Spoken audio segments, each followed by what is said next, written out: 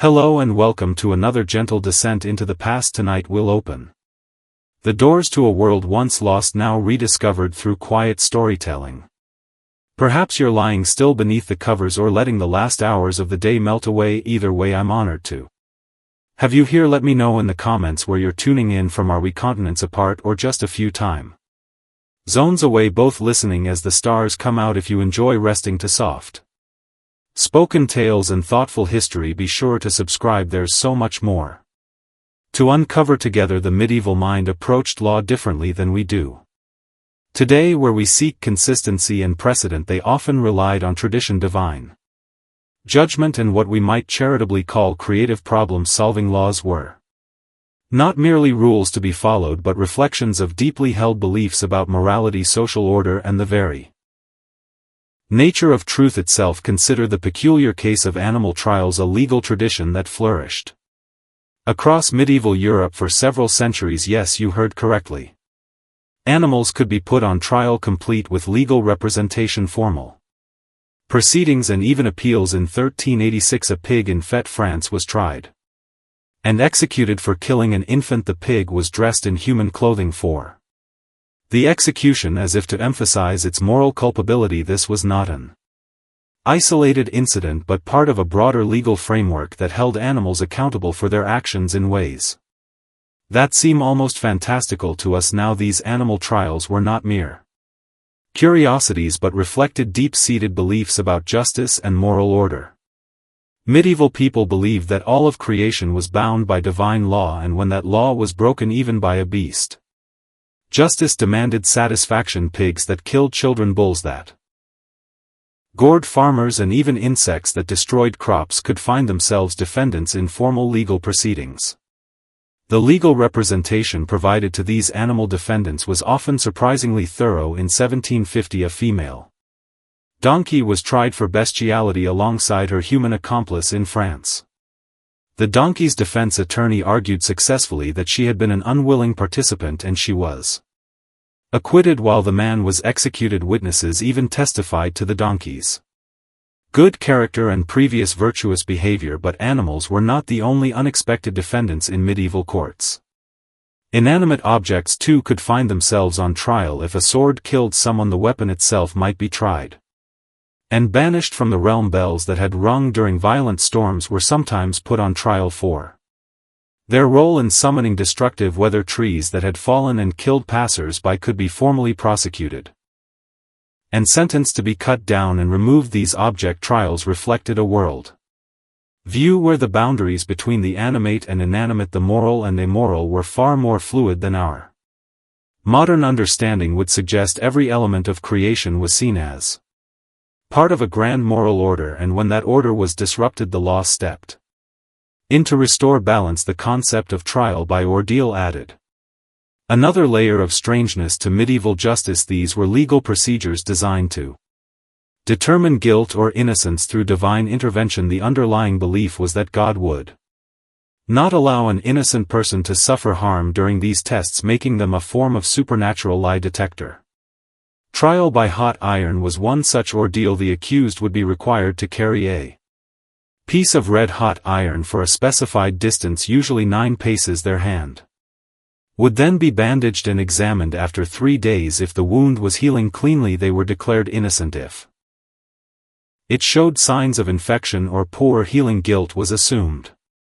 Trial by cold water involved throwing the accused into a body of water while bound. If they floated, they were considered guilty, as the pure water was rejecting them. If they sank and drowned, they were posthumously declared innocent. This presented what we might call a significant design flaw in the justice system, as innocence could only be proven through death. Perhaps most dramatically, trial by combat allowed disputes to be settled through physical battle. This could involve the actual disputants fighting each other, or they could hire champions to fight on their behalf. The belief was that God would ensure victory for the righteous party. Interestingly, this practice was not limited to men. Women, clergy, and the elderly could all demand trial by combat, though they typically employed champions rather than fighting personally. The legal status of various professions in medieval Europe also produced some Wonderfully strange laws. Executioners, for instance, occupied a peculiar position in society. While their services were essential for the functioning of the justice system, they were often considered ritually unclean and were subjected to numerous restrictions. In many German states, executioners were required to live outside town walls and could only enter the town to perform their duties. They were forbidden from touching food in markets, as their touch was believed to contaminate goods. Interestingly, executioners often supplemented their income by working as healers and veterinarians. Their intimate knowledge of anatomy, gained through their primary profession, made them surprisingly effective medical practitioners. This created the paradoxical situation where the same person might take a life in the morning and save one in the afternoon. The legal treatment of debt in medieval Europe produced some particularly inventive solutions. In parts of medieval France, a debtor who could not pay might be required to sit naked in the town square while crying out their shame to all who passed. This public humiliation was designed both as punishment and as a way to encourage charitable contributions from passers-by. Some regions developed the concept of debt inheritance in ways that seem almost surreal today. In certain parts of medieval Germany, unpaid debts could be inherited by the debtor's children, but only if they had been present when the debt was incurred. This led to the strange practice of excluding children from important financial discussions to protect them from future liability. The regulation of markets and trade produced its own category of unusual laws. In medieval London, the punishment for selling bad food was often poetic justice taken to extremes. Bakers who sold underweight bread might be dragged through the streets on a hurdle with the offending loaf hung around their necks. Brewers who watered down their ale could be forced to drink only their own inferior product for a specified period. The medieval understanding of property rights also led to some fascinating legal concepts. The doctrine of treasure trove held that any valuable object found buried in the ground belonged to the crown, based on the assumption that it had been hidden with the intention of retrieval. However, if the treasure was found above ground, it belonged to the finder, leading to complex legal debates about exactly what constituted buried versus merely hidden. These strange laws were not merely the products of backward thinking or primitive legal understanding. They reflected sophisticated attempts to maintain social order in a world very different from our own. Medieval society faced challenges we can barely imagine: constant warfare, devastating plagues, economic uncertainty, and the ever-present threat of famine. In such a world, laws needed to be more than mere rules. They needed to be mechanisms for preserving the delicate balance that kept communities together. The apparent strangeness of these laws often dissolves when we understand the context in which they operated. What seems bizarre to us made perfect sense to people living in a world where divine judgment was a daily reality, where community harmony was essential for survival, and where justice needed to be both seen and felt by all members of society. As we drift deeper into the medieval world, we begin to see that these strange laws were threads in a complex tapestry of belief, tradition, and practical necessity. They tell us not just about legal systems but about entire ways of understanding the world, human nature, and our place in the grand scheme of creation. In our next exploration, we will delve deeper into the curious world of medieval marriage laws, where love, politics, and legal ingenuity combine to create some of the most fascinating and bewildering regulations in European history. But for now, let the strange and wonderful world of medieval justice settle gently in your mind as you drift toward peaceful sleep. The medieval world was one of stark contrasts when it came to food. While kings and nobles feasted on elaborate banquets with exotic spices and multiple courses, the vast majority of people lived on the edge of starvation, their meals consisting of little more than coarse bread and thin grl. This disparity wasn't merely about wealth, it was a reflection of an entire social system built on inequality. For the common peasant, meat was an extraordinary luxury. A family might keep a pig or a few chickens, but these animals were far too valuable to slaughter regularly. Instead, they provided eggs, milk, and the occasional offspring that could be sold for much needed coin. When meat did appear on the peasant table, it was usually during religious festivals or When an animal was too old or sick to serve any other purpose, even then every scrap was used, from organ meats to blood puddings, as nothing could be wasted in a world where the next meal was never guaranteed the preservation of food presented.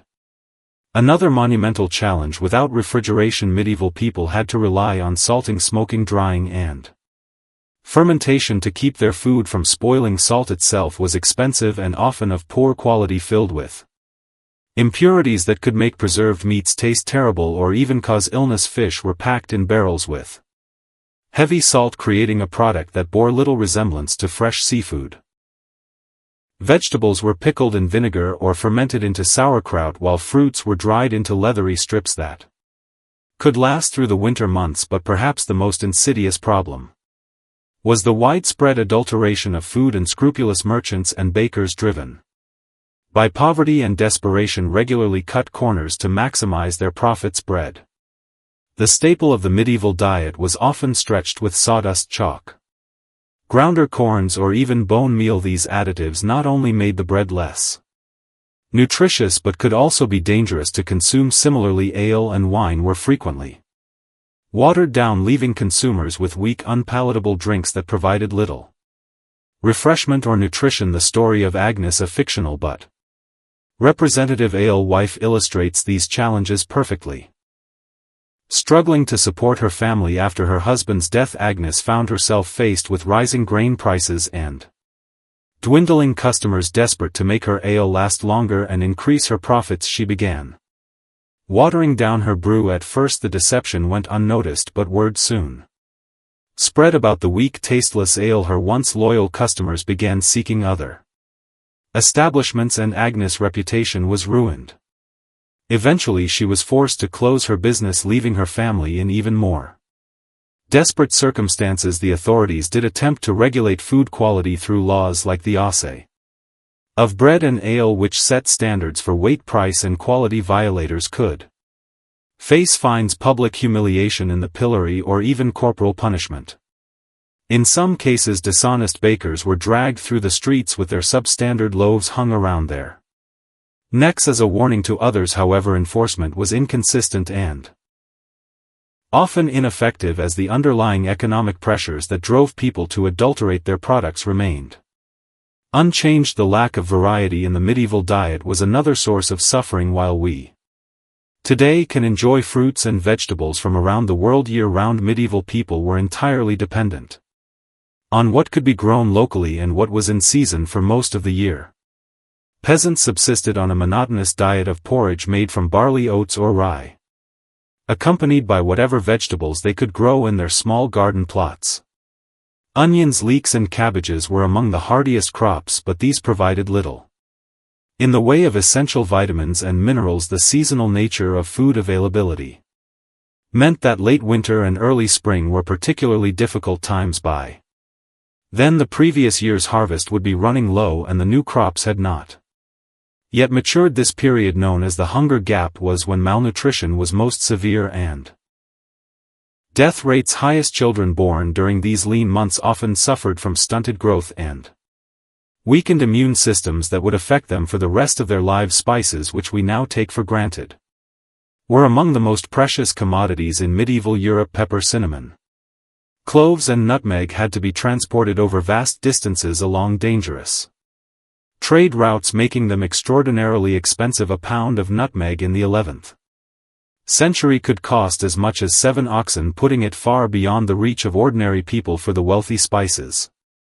were not just flavoring agents but symbols of status and power, displayed as prominently as jewels or fine clothing. The contrast between rich and poor was perhaps nowhere more evident than in the royal feast. These elaborate affairs were designed not just to feed the nobility but to demonstrate their wealth and power. Tables groaned under the weight of roasted peacocks, swans, and other exotic birds, their feathers carefully replaced after cooking to create stunning visual displays. Sugar sculptures called subtleties depicted scenes from mythology or heraldic symbols, while servants paraded dishes through the hall with great ceremony. Yet even these magnificent feasts came with their own dangers.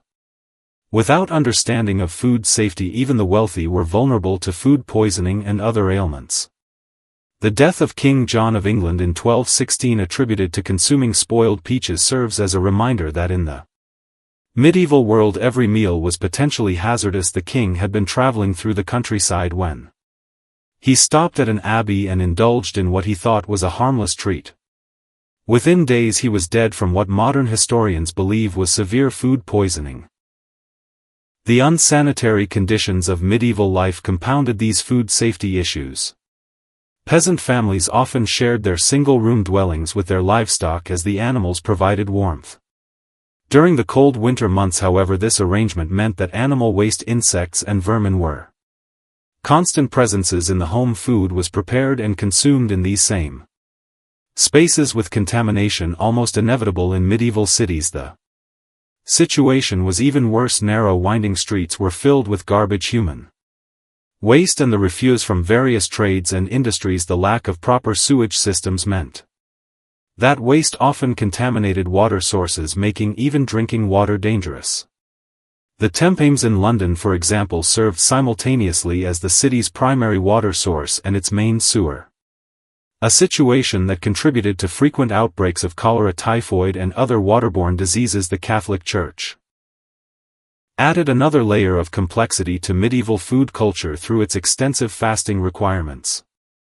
During Lent, the 40-day period before Easter, the faithful were expected to abstain from meat, dairy products and eggs. For the wealthy this meant substituting fish and other alternatives.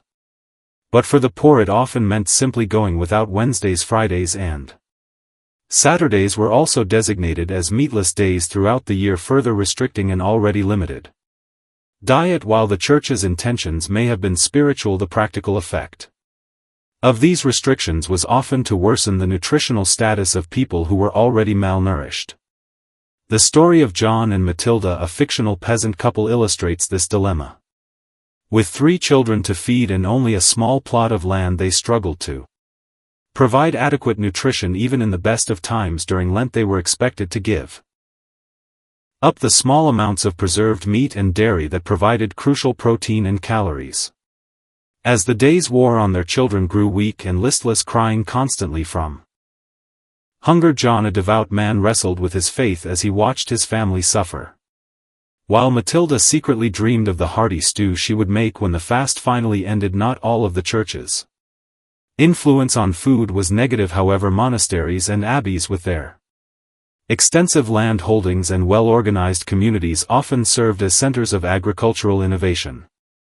Monks pioneered new techniques in crop rotation, irrigation and animal husbandry that gradually improved food production. They also served as sources of charity, distributing bread and ale to the hungry and providing shelter for travelers and pilgrims.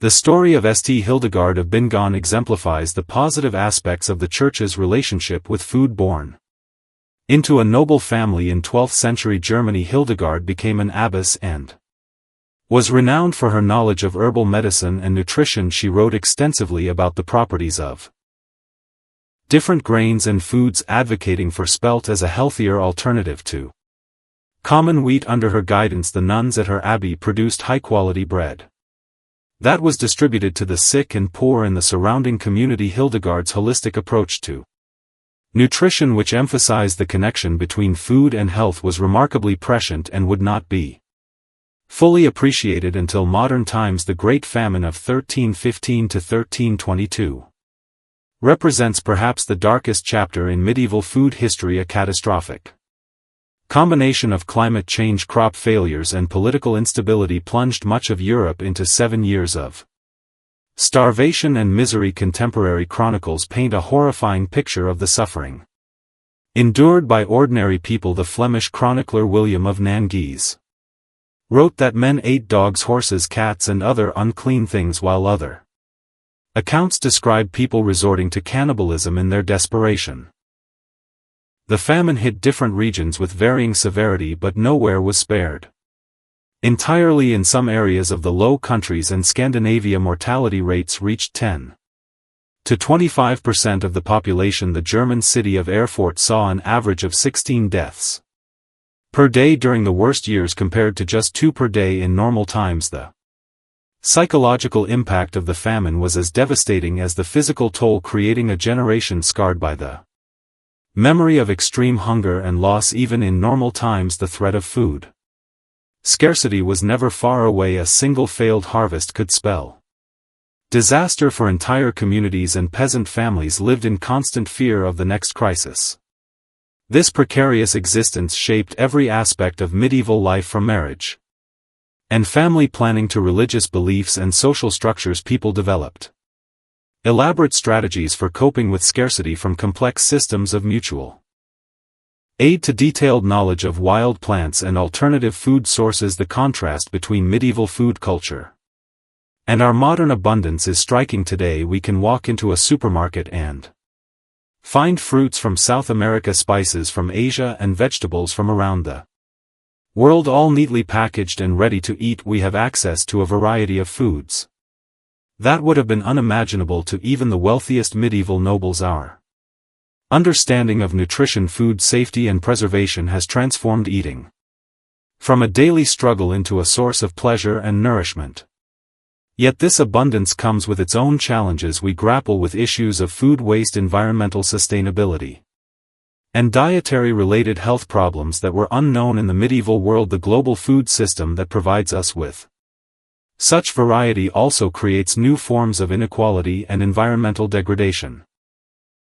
Perhaps there are lessons to be learned from our medieval ancestors about the value of local seasonal eating and the importance of not taking food for granted. The story of medieval food is ultimately a story of human resilience and ingenuity in the face of enormous challenges. Despite the constant threats of hunger, disease, and adulteration, people found ways to survive and even create moments of joy and celebration around food. They developed preservation techniques that are still used today, created dishes that evolved into modern cuisines, and established traditions of hospitality and sharing that continue to shape our culture. As we reflect on this distant past, we gain a deeper appreciation for the progress we have made and the privileges we enjoy. The simple act of opening a refrigerator or visiting a grocery store represents centuries of advancement in agriculture, technology, and social organization. At the same time, the medieval experience reminds us of our fundamental dependence on food and the importance of ensuring that everyone has access to adequate nutrition. The legacy of medieval food culture lives on in many ways. Traditional preservation methods like smoking and fermentation have experienced a renaissance among modern cooks seeking authentic flavors and sustainable practices. The seasonal rhythms that once dictated medieval diets are being rediscovered by those promoting local and sustainable agriculture. Even the elaborate feasts of the nobility have their modern counterparts in the fine dining establishments that turn meals into theatrical experiences. Perhaps most importantly, the medieval experience teaches us about the deep connections between food, community, and survival. In a world where hunger was a constant threat, sharing food became one of the most fundamental expressions of human compassion and solidarity. The communal meals that marked religious festivals and life transitions were not just celebrations but affirmations of social bonds and mutual support. As we drift off to sleep in our modern world of abundance, we can remember the countless generations who struggled to fill their bellies with whatever meager sustenance they could find. Their perseverance in the face of such hardship reminds us of the resilience of the human spirit and the importance of gratitude for the simple blessings we often take for granted. In honoring their memory, we commit ourselves to building a world where no one need suffer the pangs of hunger that define so much of human history. As the candle-lit shadows danced across the stone walls of medieval castles, a stark culinary divide defined the era. While nobles feasted on exotic delicacies and sumptuous banquets, the vast majority of medieval Europeans faced a daily struggle for sustenance that would horrify modern sensibilities.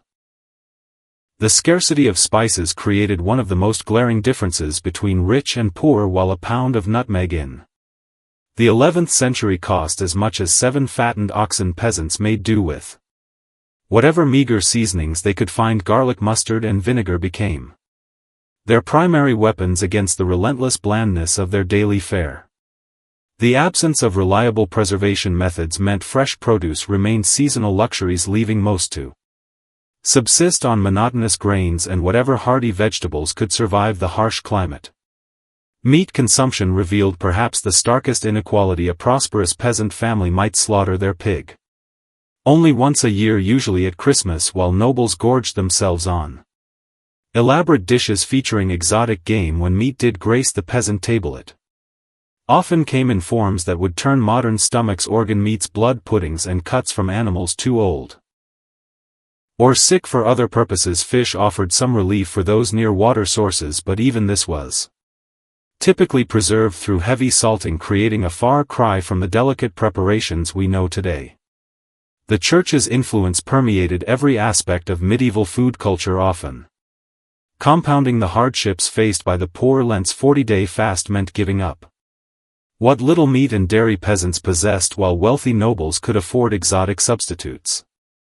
The story of Agnes Potton, brought before a memorial court in 1322 for stealing bread during Lent to feed her starving children, illustrates the cruel irony of religious dietary restrictions imposed on those already living at the edge of starvation. Food adulteration ran rampant in an era without regulations or quality control. Unscrupulous bakers stretched their precious flour with sawdust, chalk, or ground acorns, creating dense, gritty loaves that provided little nutrition. Alewives watered down their brews to increase profits, leaving customers with weak, unsatisfying drinks that barely qualified as beverages. The assay of bread and ale attempted to regulate these practices, but enforcement remained sporadic, at best unsanitary conditions made every meal a potential hazard. Peasant families shared their cramped quarters with livestock, creating breeding grounds for disease and contamination. Animal waste mingled with food preparation areas, while flies and vermin spread filth throughout living spaces. Even kings weren't immune. King John of England's death in 1216, attributed to consuming spoiled peaches, demonstrated that contaminated food could fell rulers as easily as peasants. The Great Famine of 1315 to 1322 revealed the precarious nature of medieval food security. 7 years of crop failures plunged Europe into starvation so severe that chroniclers reported cannibalism and people eating grass bark and even their own children. Mortality rates reached 25%. In some regions, with cities like Earth averaging 16 deaths per day compared to 2 in normal times. Despite these overwhelming challenges, medieval people demonstrated remarkable resilience and ingenuity. They developed sophisticated preservation techniques through salting, smoking, and fermentation. Women who bore primary responsibility for feeding their families created folk traditions of pickling and foraging that sustained communities through lean times. Monasteries served as centers of agricultural innovation and charitable food distribution, offering some relief to the desperate. The rare medieval feast provided a stunning contrast to daily reality. Royal banquets featured dozens of elaborate dishes, roasted peacocks, sugar sculptures, and delicacies flavored with precious spices. These displays of culinary opulence served not just as entertainment but as powerful demonstrations of wealth and status, reminding all present of the vast gulf between the privileged few and the struggling masses. Perhaps most remarkably, medieval people found ways to create meaning and community around food despite its scarcity. Harvest festivals brought villages together in celebration of successful crops. Wedding feasts, however modest, marked life's milestones with shared meals. Even the humblest pottage became an opportunity for families to gather around the hearth, telling stories and maintaining bonds that sustained them through hardship. The legacy of medieval food culture reminds us of both human vulnerability and resilience in an age where we can access flavors from around the globe with unprecedented ease and safety. It's worth remembering those who found joy and sustenance in the simplest of meals. Their struggles and ingenuity laid the foundations for the abundance we now enjoy, teaching us never to take for granted the basic human right to nourishment and the profound satisfaction of sharing food with those we love.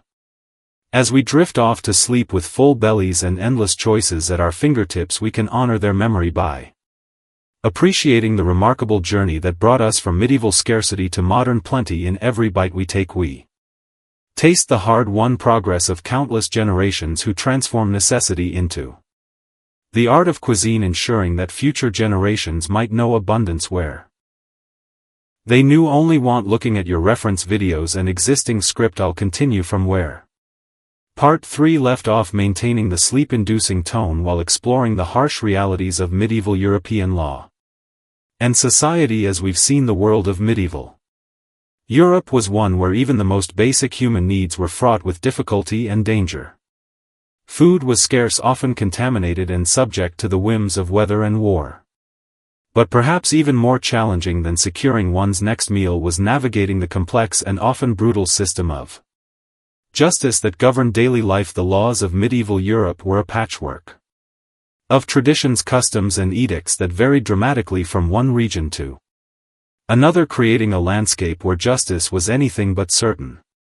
In the flickering candle light of a medieval courthouse, imagine the tension as an accused thief stands before a panel of judges. The evidence against him is circumstantial at best, yet the consequences of a guilty verdict could mean the loss of a hand, an eye, or even his life. This was not a world of careful deliberation and reasoned argument, but one where justice was swift, harsh, and often arbitrary. The legal systems that governed medieval Europe were designed not so much to determine guilt or innocence, but to maintain order through fear and to reinforce the rigid social hierarchies that kept peasants in their place and nobles in power. The foundation of medieval law rested upon a complex web of feudal obligations and customary practices that had evolved over centuries. At the heart of this system was the concept of personal loyalty and mutual obligation between lord and vassal. A peasant owed service to his lord not merely as a tenant but as a bound serf whose very existence was tied to the land he worked. In return, the lord was expected to provide protection and justice, though these protections were often more theoretical than real. The lord's court was typically held in the great hall of his manor, where he would sit in judgment over disputes between his tenants, crimes committed within his domain, and violations of the countless regulations that governed peasant life. These memorial courts dealt with a bewildering array of offenses. From the trivial to the serious, a peasant might find himself hauled before his lord for allowing his pigs to wander into a neighbor's garden, for failing to attend the required number of days of labor service, or for the serious crime of attempting to leave the manor without permission. The punishments were often brutal and disproportionate to the crimes. A serf caught trying to flee might be branded on the forehead with a hot iron, marking him forever as a runaway. A woman accused of adultery might be forced to walk naked through the village while being pelted with stones and filth by her neighbors. The concept of individual rights as we understand them today was virtually non-existent in medieval legal thinking. Justice was not about protecting the innocent or ensuring fair treatment, but about maintaining social order and reinforcing the authority of those in power. The idea that all people might be equal before the law would have been laughable to a medieval lord who saw himself as inherently superior to the peasants who worked his land. The law existed to serve the interests of the ruling class, and any benefits that might trickle down to the common people were incidental at best. Perhaps nowhere was this inequality more apparent than in the realm of criminal justice. When a crime was committed, the response of the authorities depended heavily on the social status of both the perpetrator and the victim. If a peasant stole a loaf of bread from a nobleman's table, he might face hanging or mutilation. But if a nobleman killed a peasant in a fit of rage, he might escape with nothing more than a fine paid to the victim's family. The wealthy could often purchase their way out of legal troubles through bribes, political connections, or by claiming benefit of clergy, a legal loophole that allowed those who could read Latin to be tried in ecclesiastical rather than secular courts, where punishments were typically less severe. The process of determining guilt or innocence in medieval courts often bore little resemblance to modern concepts of justice. Evidence as we understand it today was rarely considered decisive. Instead, medieval justice relied heavily on supernatural intervention and divine judgment to reveal the truth. This belief in divine justice gave rise to some of the most bizarre and brutal practices in the history of law procedures that seem almost incomprehensible to modern minds but were accepted as perfectly reasonable by medieval people who believed that God would not allow an innocent person to suffer unjustly. Trial by ordeal was one such practice, based on the assumption that divine intervention would protect the innocent while revealing the guilt of the wicked. There were several forms of ordeal, each more harrowing than the last. In the ordeal of hot iron, the accused would be required to carry a red-hot piece of metal for a prescribed distance, usually 9 paces. Their hand would then be bandaged and examined 3 days later. If the wound was healing cleanly, they were declared innocent. If it showed signs of infection or festering, they were judged guilty and punished accordingly. The ordeal of hot water required the accused to plunge their hand into a cauldron of boiling water to retrieve a stone or ring. As with the hot iron, the condition of the hand after 3 days would determine their fate. For those accused of particularly serious crimes, there was the ordeal of cold water, which operated on the opposite principle. The accused would be bound and thrown into a body of water, typically a pond or river that had been blessed by a priest. If they sank, they were considered innocent, as the pure water had accepted them. If they floated, they were deemed guilty, as the water had rejected their corrupted soul. Either way, the accused faced a grim prospect: drowning if innocent, or surviving only to face execution if guilty. The logic of this system was based on medieval understanding of the natural world, where it was believed that water, being pure and holy, would naturally reject anything evil or corrupted. These orals were not administered lightly or without ceremony. They were elaborate rituals that often took place in churches or other sacred spaces, with priests presiding over the proceedings and blessing the instruments of trial. The accused would typically be required to fast for several days beforehand and to attend special masses to purify their soul before facing divine judgment. The entire community would often gather to witness these spectacles, which served not only as a means of determining guilt but as powerful demonstrations of divine power and earthly authority. The psychological impact of these orals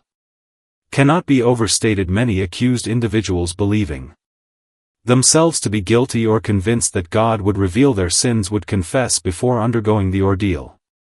Others, terrified by the prospect of divine judgment, would flee before the appointed day, an act that was taken as extended beyond the courtroom to the punishments that were meted out to those found guilty. Medieval justice was based on the principle of retribution rather than rehabilitation, and punishments were designed to be both severe and public, serving as deterrents to others who might be tempted to break the law. The range of punishments available to medieval judges was vast and creative in its cruelty, reflecting a society that saw physical suffering as an appropriate response to moral transgression.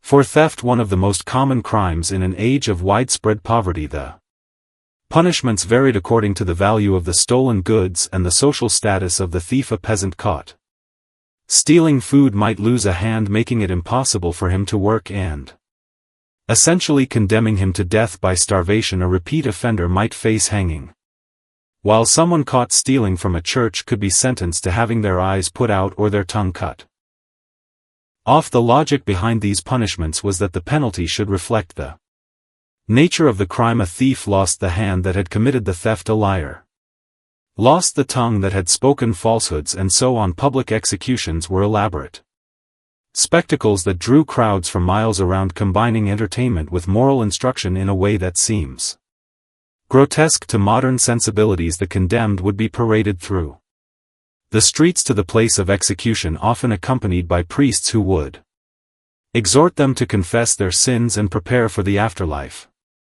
The methods of execution varied widely and were often chosen to reflect the severity of the crime or the social status of the condemned. Nobles might be granted the privilege of beheading, considered a quick and honorable death, while commoners faced hanging, which was seen as more degrading but equally final for the most serious crimes. However, medieval justice demanded punishments that went far beyond simple death. Traitors might be hanged, drawn and quartered, a process that began with the condemned being dragged through the streets on a hurdle, then hanged until nearly dead, disemboweled while still alive and finally cut into quarters that would be displayed in prominent locations as a warning to others. Heretics and witches faced burning at the stake, a punishment that was believed to purify their souls through fire, while serving as a dramatic demonstration of the fate that awaited those who defied religious authority. Women who committed certain crimes faced punishments that reflected medieval attitudes toward gender and morality. A woman who killed her husband might be burned alive, as this crime was seen as a form of treason against the natural order that placed husbands in authority over their wives. Prostitutes might be forced to wear distinctive clothing or have their heads shaved as marks of shame, while women accused of being scolds or shrews might be subjected to the ducking stool strapped to a chair and repeatedly dunked in a pond or river until they promised to mend their ways. The application of these punishments was far from consistent, however, and the wealthy and well-connected often found ways to escape the full force of medieval justice. Benefit of clergy allowed those who could demonstrate literacy to claim the right to be tried in church courts, where punishments were typically less severe. Sanctuary laws permitted criminals to claim protection in churches where they could remain safe from secular authorities for a prescribed period. Wealthy defendants could often negotiate compositions, monetary payments that would substitute for physical punishment, or they could simply flee to other jurisdictions where their crimes were unknown. This system of justice, brutal and arbitrary as it was, served important functions in medieval society beyond simply punishing wrongdoers. Public punishments reinforce social hierarchies by demonstrating the power of the authorities and the consequences of challenging established order. They provided a form of entertainment in a world where diversions were few and far between. Most importantly, they created a climate of fear that helped to maintain control over a population that vastly outnumbered their rulers and had little to lose by rebellion. The legal systems of medieval Europe also reflected the fragmented nature of political authority during this period. A person traveling from one region to another might find themselves subject to completely different laws and customs, creating a confusing patchwork of jurisdictions and legal traditions. Canon law derived from church teachings, and papal decrees governed matters relating to marriage, morality, and religious observance. Roman law, preserved in the legal codes of the ancient empire, influenced the development of legal systems in many parts of Europe. Germanic tribal laws, passed down through oral tradition and gradually codified, governed many aspects of daily life in regions that had been settled by barbarian tribes. Local customs and traditions added another layer of complexity to this legal maze. What was considered a crime in one village might be perfectly acceptable in another. Marriage customs, property rights, and commercial practices all varied from place to place, creating endless opportunities for confusion and conflict. A merchant traveling from town to town had to be familiar with the specific laws and customs of each place he visited, as ignorance of local law was rarely accepted as an excuse for transgression. The church played a particularly important role in medieval legal systems, not only through its own canon law but through its influence on secular courts and its provision of educated clerks who could read and write legal documents. Many medieval laws were designed to enforce Christian morality and to support the authority of the church. Blasphemy, heresy, and failure to attend Mass were serious crimes that could result in severe punishment. The church's extensive land holdings and its role as a major economic and political power meant that ecclesiastical courts often had jurisdiction over matters that would be considered purely secular today. As we consider these harsh realities of medieval justice, it becomes clear that the legal systems of this period were shaped by fundamentally different assumptions about human nature, divine will, and social order than those that govern modern societies. The idea that justice should be impartial, that punishment should fit the crime, or that all people should be equal before the law were foreign concepts in a world where social hierarchy was seen as divinely ordained and where the primary purpose of law was to maintain order rather than to protect individual rights. The legacy of these medieval legal systems can still be seen in many aspects of modern law, from the adversarial nature of court proceedings to the use of juries to determine guilt or innocence. But the evolution from the brutal and arbitrary justice of the Middle Ages to the more humane and rational legal systems of today has been a long and gradual process marked by countless struggles for reform and recognition of human dignity. As we drift deeper into sleep, let these images of medieval justice fade into the background of our consciousness, the harsh realities of life in an age where might made right, where divine judgment was sought through trial by fire and water, and where public executions served as both entertainment and moral instruction. These were the foundations upon which our modern world was built. The dark soil from which grew the ideas of human rights, due process, and equal justice under law that we now take for granted. Rest easy knowing that while the struggles of our medieval ancestors were real and often brutal, they also laid the groundwork for the more just and humane societies we inhabit today. Their suffering was not in vain, for it taught humanity hard lessons about the importance of fairness, compassion, and the rule of law, and in their stories of endurance in the face of arbitrary power and cruel justice we find inspiration for our own ongoing efforts to create a world where all people can live with dignity and hope. Word count 1847.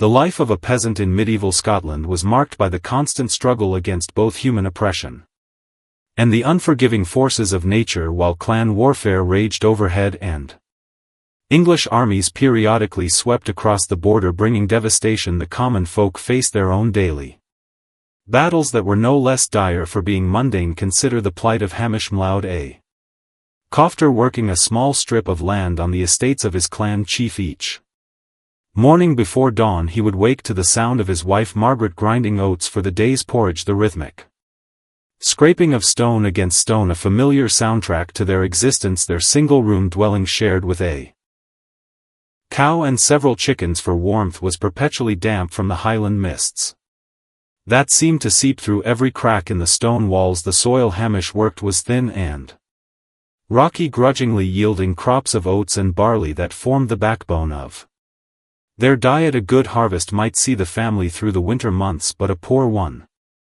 meant watching their children's faces grow gaunt with hunger as the stores dwindled. The specter of famine was never far away, and when it struck, entire communities could be reduced to eating grass, bark, and whatever roots they could dig from the frozen ground. Even in times of relative plenty, the quality of food available to peasants like Hamish was poor by any standard. Bread was often made from inferior grains mixed with whatever fillers could be found, ground acorns, peas, or even sawdust. When times were particularly desperate, the resulting loaves were dense, gritty affairs that could break teeth and provided little nourishment. Meat was a rare luxury, perhaps a bit of salted pork at Christmas, or when an animal died of natural causes. The preparation and storage of food presented constant challenges in an age without refrigeration or proper preservation techniques. Grain had to be carefully protected from rats and moisture, yet storage facilities were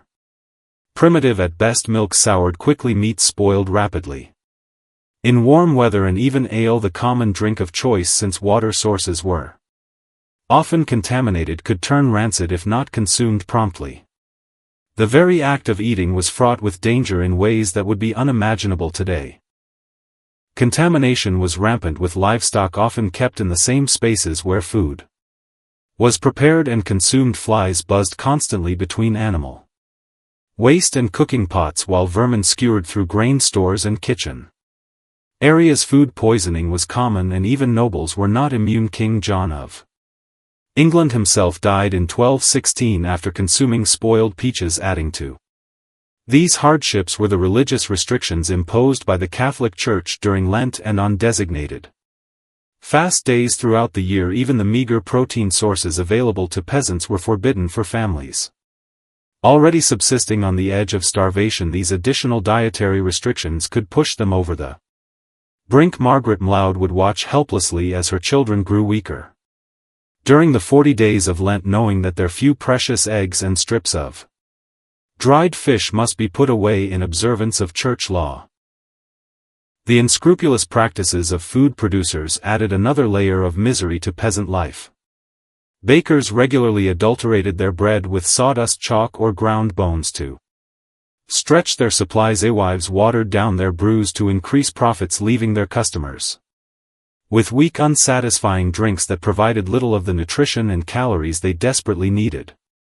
While laws existed to prevent such practices, enforcement was sporadic and often ineffective. Perhaps most tragic was the stark inequality that defined medieval Scottish society. While peasants like Hamish and Margaret scraped together meals of thin porridge and stale bread, the halls of their clan chiefs groaned under the weight of elaborate feasts. Roasted meats, exotic spices, fine wines, and delicate pastries graced the tables of the nobility, who consumed more in a single meal than a peasant family might see in a month. This disparity was not merely about quantity but about the very nature of the food itself, where peasants ate coarse, monotonous fare that left them malnourished and susceptible to disease. The wealthy enjoyed varied diets rich in proteins, fats, and the precious spices that could transform even simple ingredients into culinary delights. A pinch of cinnamon or cloves, worth more than a peasant's annual income, could elevate a dish from mere sustenance to genuine pleasure. The psychological toll of this constant food insecurity cannot be overstated. The knowledge that one's next meal was never guaranteed, that a failed harvest or a clan raid could mean starvation, created a perpetual state of anxiety that permeated every aspect of life. Parents went to bed hungry so their children could eat, and even then often had to watch helplessly as malnutrition stunted their offspring's growth and left them vulnerable to disease. Yet even in the face of such hardship, the human spirit endured. Peasant women like Margaret Loaves developed remarkable ingenuity in making the most of limited resources. They learned to identify edible wild plants to preserve what little meat came their way through salting and smoking, and to stretch meager supplies through careful rationing and creative cooking. Community bonds were strengthened by shared adversity, with neighbors helping neighbors through the worst times and celebrating together when fortune smiled upon them. The seasonal rhythms of agricultural life provided some structure and hope. Amid the uncertainty, the arrival of spring brought the promise of new growth, while harvest time offered the possibility of abundance. However temporary, even the humblest peasant could take pride in a well-tended garden or a successful batch of ale, finding moments of satisfaction in work well done despite the harsh circumstances. As we reflect on the struggles of medieval Scottish peasants like Hamish and Margaret Loaves, we are reminded of how far humanity has progressed in securing basic necessities, the abundance and variety of food available today, the safety standards that protect us from contamination, and the social systems that provide support in times of need. All these represent centuries of gradual improvement from those dark days when a full belly was a luxury and hunger was a constant companion. Their story serves as both a sobering reminder of the hardships our ancestors endured and a testament to the resilience of the human spirit in the face of seemingly insurmountable challenges. In their daily struggles for survival, we see reflected the fundamental dignity of ordinary people who, despite having so little, found ways to create meaning, community, and hope in their lives. Looking at your script summary and the reference materials, I'll continue from where you left off, focusing on the social divides and legal structures that shaped medieval European society. Here's part 6, as we've witnessed the harsh realities of medieval life unfold before us, from the brutal justice system to the constant struggle for sustenance. We begin to see how these hardships carved deep divisions into the very fabric of society. The strange laws we've explored were not merely quirks of a bygone era but tools that reinforced a rigid hierarchy where one's birth determined one's fate with merciless precision. Picture, if you will, a world where the accident of your birth could sentence you to a lifetime of backbreaking labor, while others enjoyed lives of leisure and abundance simply because they emerged from the right womb. This was the reality of medieval Europe, where society was stratified into 3 distinct orders, each as separate as oil and water, yet bound together by invisible chains of obligation and dependence. At the pinnacle of this pyramid sat the nobility, those who fought and ruled. These were the lords and ladies who lived in stone castles that pierced the sky like monuments to power. Their days were filled with courtly pursuits, elaborate ceremonies, And the intricate dance of politics they wore silk and velvet, dined on exotic delicacies, and spoke in refined tongues that marked them as clearly as any coat of arms. For them the strange laws we've encountered were tools of control. Weapons to be wielded against those beneath them, below them, yet still elevated above the masses stood the clergy. Those who prayed, these men and women of God, possessed a different kind of power, one that claimed dominion over souls rather than bodies. They lived in monasteries and cathedrals surrounded by illuminated manuscripts and sacred relics. Their influence stretched into every corner of life, from the bedroom to the marketplace, dictating not just what people believed but how they lived, ate, and even thought. And at the base of this structure, supporting the weight of the entire edifice on their bent backs, toiled the peasantry. Those who worked, these were the vast majority of Europe's population, bound to the land like trees rooted in soil, unable to move or change their station without permission from their betters.